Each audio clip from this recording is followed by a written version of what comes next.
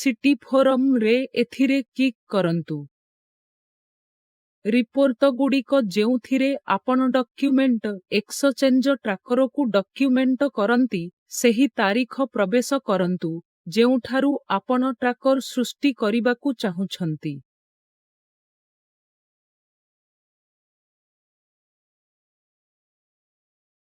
ଏବଂ ରିପୋର୍ଟ ସୃଷ୍ଟି କରନ୍ତୁ।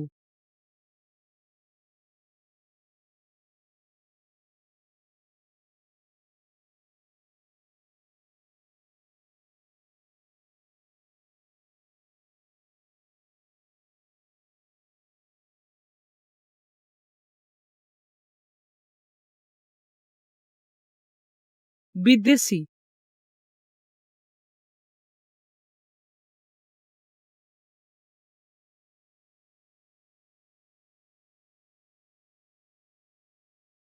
କପ୍ଳ